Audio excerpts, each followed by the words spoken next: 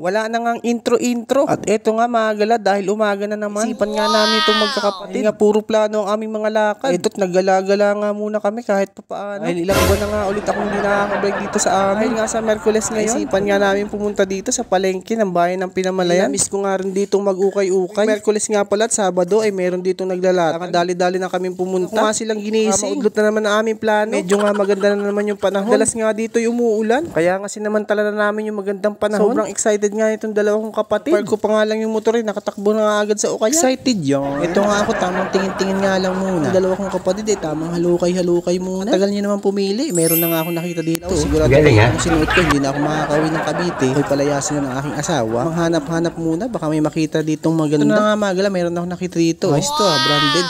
Pasay. Ayoko pala to. Gusto ko yung palet. Habang naghahanap-hanap nga ako dito, itong kapatid ko may napili na. Agad na nga niyang sinukat. At eto na nga, huhusgahan na nga natin. Para siyang si Miss Minchin dito. Mukha din siya ditong Barbie sa lumang mall. Talaga namang meron pa siyang assistant. Yung gagamitin niyang pang swimming. Dude ako'y panjogging ito. Sis, irampa mo na yan. Habang pumipili nga itong mga kapatid ko, hindi nga kalayuan ay meron ako nakita dito. Palang magpa-deliver dito. Lalamog. Hindi mo pa na-deliver, lamog agad. Kung ako naman dito sa gilid ay tamang tingin lang. May napili na naman itong kapatid ko na dami. Ito at yung susuotin niya. Daw ay mag-hiking sa isang araw. Iaakit sa isang araw sa bundok. Ito ang aking dalawang kapatid. Hindi magiya sa mga galaan ay pupunta. Dito nga sa bundok na malapit sa amin. Matuloy at hindi maging drawing. Pakahaba talaga ito mga itong ukayan dito sa amin. Kita nyo yan hanggang dun yan sa dulo. Hanggang kabilang bundok pa yan. Tapos nga namin ay lumipat naman kami sa ibang spot. Ay wala pang napipili. Tingin-tingin muna puro mga pambabae naman yung nakikita ko dito. Ito nga't nakakita nga yung kapatid ko. Luxury brand.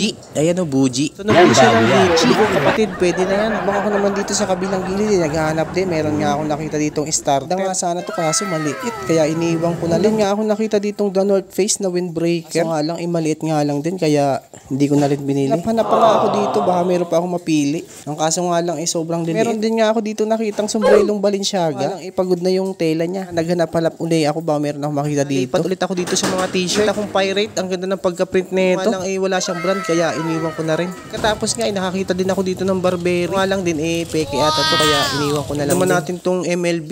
Ang ganda ng backprint. Nga lang bacon na nga lang yung collar niya kaya iniwan ko na lang din. Ito din napakasikat itong damit na to. Thrasher. Kaso nga lang din crack na yung print niya kaya hindi ko na din kinuha. Hindi ko na palang mag-ukay-ukay. Yung dalawa kong kapatid ay pumipili. Sa dulong-dulo na kami. Nga kami dito sa isdaan. Sobrang aga nga namin pumunta. Hindi pa nakakapaglatag yung iba. Pagkatapos namin mag-ukay, wala akong napili. Kaya zero. Kaya na nga itong dalawang kapatid. Nga, kuya, ikain mo na nga lang yan. Na nga lang kami dito ng mga kakanin. Naman nga kami mamaya sa dagat. Nung pagka-uwi ko, hindi ko pa nakikita yung dagat dito. Mamaya ikumati na yun. Kapatid ay bilis sa mga pagbili dyan. Punta na agad sa dagat. Tapos nga namin bumili ng mga kakanin. Na din kami dito sa gulayan. Hindi na nga din kami ng pang-ulam. Nga dito sa gilid ay nagtitingin-tingin lang. Kita dito nakapaskil. May nakakakilala sa inyo. Tama na rin sa vlog.